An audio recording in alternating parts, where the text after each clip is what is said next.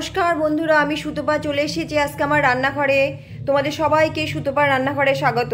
এবার দেখো আমি আজকে কি রান্না করব। এটা চিকেনটাকে রান্না করব, দহি চিকেন, দই দিয়ে করব চিকেনটাকে আমি ভালো করে ধুয়ে পরিষ্কার করে রেখেছি। এবার এই দেখো, আদা, কাজু বাদাম আর কাঁচা লঙ্কা এই তিনটে পেস্ট করে, আর এই যে টক দই, চিকেনটা আছে আমার 750 গ্রাম চিকেন, 750-র মধ্যে 25 গ্রাম টক দই রেখেছি। এটা দিয়ে ম্যারিনেট করব। এ কটা আগে পেস্ট করে নিয়ে আসি আমি। এই যে সেই চিকেনটা, এই যে আদা, কাজু বাদাম এবং কাঁচা লঙ্কা বাটা আর তার সঙ্গে টক দই, এই দিয়ে ম্যারিনেট করার জন্য আমি চলে এসেছি। বাচ্চারা সবসময় না একটু অন্যরকম খেতে পছন্দ করে। এবার চিকেন তো কি করব, আমাদের তো চিকেনের সমস্ত কিছু খুঁজে বেড়াতে হয়, কবে কি করব না করব। রেগুলার একই রান্না করলে তাদের পছন্দ হয় না। এই যে লবণ দেবো একটু, টক দই যেহেতু থাকবে লবণটা একেবারে কম দিলে চলবে না, একটু দিতে হবে। টকের সাথে লবণ ঠিক যতটা খাটে ততটাই দিতে হবে। এর মধ্যে এটাকে ভালো করে মাখিয়ে নেব, পুরো মাখিয়ে রেখে দেবো। যেটা এই যে বলছিলাম, বাচ্চারা সবসময় রান্নাঘরে আসবে, রান্নাঘরে এসে নিয়ে এবার খুঁজে বেড়াবে যে কি নতুন করেছো, একই চিকেন কারি রোজ। এবার চিকেন কারি দেখলে পারি তাদের আর খিদে পায় না, ভাতের পরিমাণ অটোমেটিক থালায় কমে যায়, ভাত খাওয়ার পরিমাণ কমে যায়। সেই দিক থেকে এর মধ্যে না একটুখানি সর্ষের তেল দিয়ে দেবো। সর্ষের তেল না সবসময় ম্যারিনেট করার সময় দিলে পারে কি হয়, ম্যারিনেশনটা ভালো হয়। এবার মশলাগুলো চিকেনের মধ্যে খুব ভালোভাবে ঢোকে, সেই জন্য একটু সর্ষের তেল দিয়ে সবসময় চিকেন বলেন যে কোনো জিনিস বলো, সেটা মাখানোটা ভালো। যেমন বিশেষ করে পনিরের মধ্যেও একটু তেল দিয়ে মাখালে ভালো হয়। এই যে এটা মোটামুটি মাখানো হয়ে গেছে আমার। এইভাবে রেখে দেবো আমি, অন্তত আধা ঘন্টা রাখলেই হবে, তার বেশি লাগবে না, যেহেতু টক দই তো। আর দই চিকেন করবো, দই চিকেনের জন্য ওই টক দই লাগবেই। টক দইতে চিকেন অটোমেটিক নরম হয়ে যাবে, আধা ঘন্টা এটা রাখলেই তারপরে যেভাবে রান্না করব তাতে এটা নরম হয়ে যাবে, এটা আর কিছু করতে হবে না। এবার সেই বাচ্চাদের কথা যেটা বলছিলাম আর কি, বাচ্চারা সবসময় নতুনত্ব খেতে পছন্দ করে, সেই সব দেখতে গিয়েই রেগুলারই আইটেম পাল্টে আমাকে রান্না করতে হয়।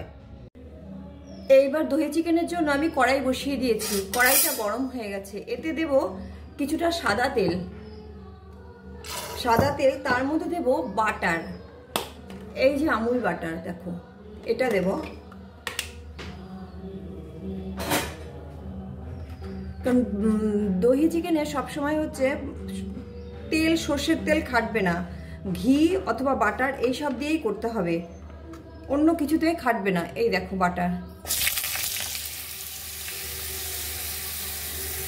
তারপরে এই যে বাটারটা গলে এসছে, এইবার দেবো এর মধ্যে এই চিকেনগুলোকে ভেজে তুলে নেব। চিকেনগুলোকে চিপে দেবো, চিকেনের এই যে এটা রেখে শুধু চিকেনগুলোকে দেবো, চিকেনগুলোকে এর মধ্যে দিয়ে ভেজে তুলে নেব।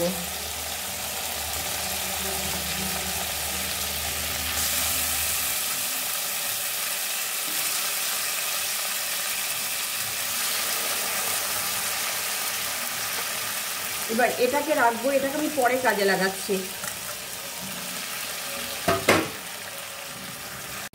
এই দেখো চিকেনটা মোটামুটি ভাজা হয়ে গেছে। আর আমার একটু আলু ভালো লাগে বলে আমি কয়েকটা আলু কেটে দিয়ে রেখেছিলাম, সেগুলো এর সাথে একসাথে ভেজে নিয়েছি।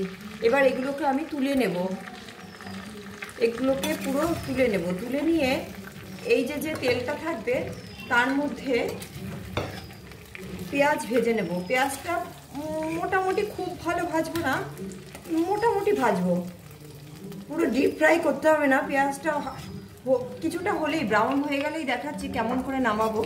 চিকেনটাকে পুরো তুলে নেব। এই যে তেল রয়েছে, এই তেলের মধ্যেই দেখো এই যে 1 বাটি পেঁয়াজ রেখেছি, এই পেঁয়াজটা ঢেলে দেব। এবার ওইটা তো চিকেনের রয়েছে, লেগে রয়েছে কিছুটা, এই পেঁয়াজের মধ্যে কিছুটা লবণ দেব, দিয়ে যেই করবো নাড়া দেবো, সঙ্গে সঙ্গে দেখবে এগুলো মোটামুটি উঠে যাবে। টক দই, চিকেন, আদা, তো আদা সবসময় দেখবে তেলে পড়লে তলায় ধরে যায়, তলায় লেগে ওঠে। আমি গ্যাস কমিয়ে অনেকক্ষণ ধরে ভেজেছি। এটা একটু টাইম নিয়ে করতে হবে, না হলে চিকেনগুলো ভালো ভাজা হবে না, তার আগেই মশলাগুলো তলায় ধরে যাবে। এইবার পেঁয়াজটাকে গ্যাস কমিয়ে এর মধ্যে একটু তেল দিতে হবে, তেলটা কমে গেছে, তো তেল লাগলে আমি একটু সাদা তেলই দিয়ে দেবো, আর কিছু দেবো না। এই যে পেঁয়াজটা ভাজা হয়ে গেছে। দেখো পেঁয়াজটা গ্যাস কমিয়ে কমিয়ে ভাজার জন্য পেঁয়াজটা কিন্তু ভালোভাবেই ভাজা হয়ে যাচ্ছে ওই একটুখানি তেলের মধ্যেই। এইবার এই পেঁয়াজটাকেও ওই চিকেনের মধ্যে আমি তুলে নেব। এই যে চিকেনগুলো রেখেছি, ধরো এই যে প্রেসারের মধ্যেই রেখেছি আমি চিকেনগুলো, এর মধ্যে পেঁয়াজটা দিয়ে দেব।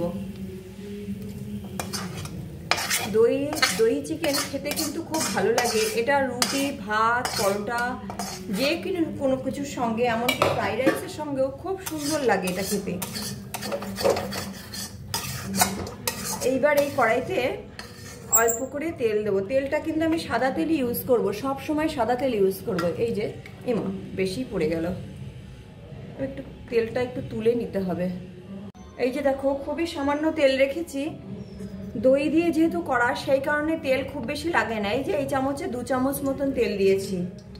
এইবার এই তেলের মধ্যে দেব 2টো তেজপাতা।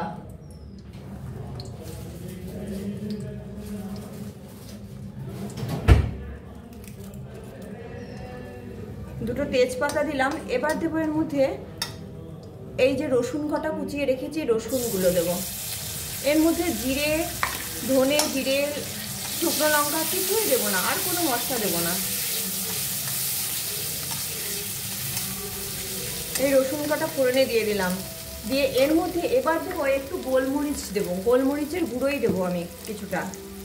এর মধ্যে কিছুটা গোটা গোলমরিচ ফোড়নে দিলে হয়, তবে গোটা গোলমরিচ নেই বলে আমি একটু গুঁড়োই দিয়ে দিচ্ছি। রসুনটা হয়ে গেলে তারপরেই দেব।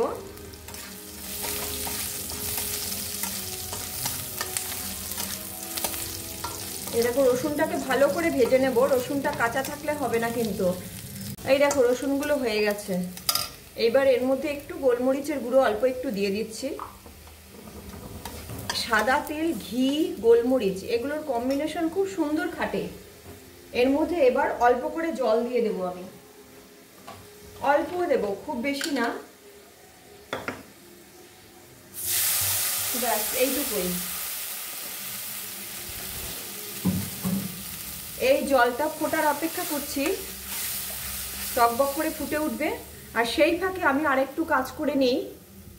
এই যে প্রেসারের মধ্যে চিকেন আর পেঁয়াজ ভেজে ঢেলে রেখেছি, তার মধ্যে আরও ঠিক আগের পরিমাণেই এই যে টক দই যেটা মাখানোর সময় দিয়েছি, ঠিক ততটাই টক দই আবার ঢেলে দেব।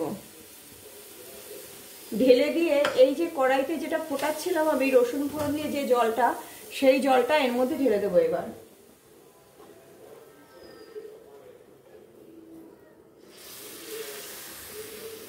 ব্যাস এটা মোটামুটি হয়ে গেল।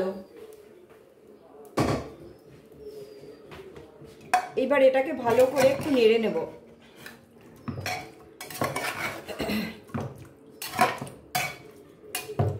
এর মধ্যে আর কিচ্ছু দেব না, এটা এইভাবে এবার প্রেসারটাকে মুখ বন্ধ করে সিটি মারবো।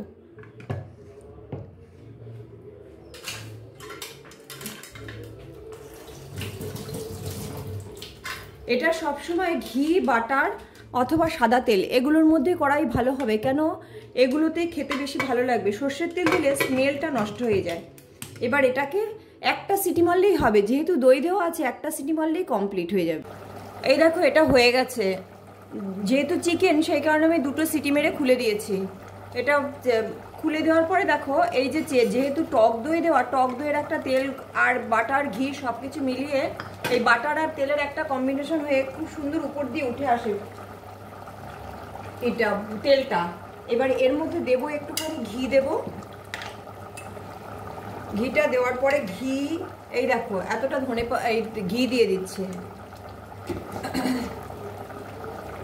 ঘি দিলাম। আর এই যে দেখো ধনেপাতা আমি কুচিয়ে ধুয়ে পরিষ্কার করে রেখেছি, এবার এটা দিয়ে দেব। আর দেব একটু গরম মশলা, এটা আমি গরম মশলার গুঁড়োই দেব।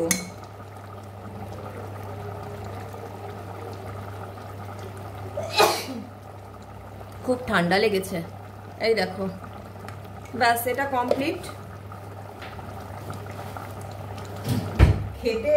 খেতে এটা এতটাই ভালো হয়, এতটাই সুস্বাদু হয়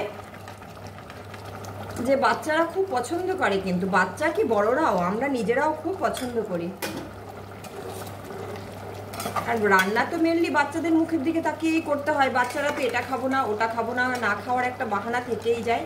এটা কমপ্লিট। এবার একটু লবণ টেস্ট করে নেব, লবণটা দেখে নিয়ে অফ করে দেবো গ্যাস।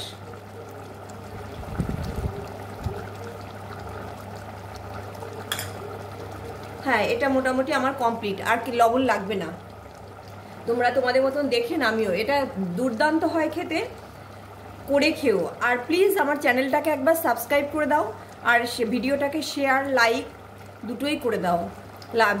চ্যানেলটাকে সাবস্ক্রাইব করলে কি আমার এই চ্যানেলটাকে এগিয়ে নিয়ে যেতে একটু সাহায্য করবে, আর লাইক করলে ভিডিও দ্বিতীয়বার আমাকে ভিডিও আপলোড করতে এবং নতুন নতুন রান্না নিয়ে এক্সপেরিমেন্ট করতে সাহায্য হয়, সেটা আমার সাংঘাতিক আগ্রহ বেড়ে যায়।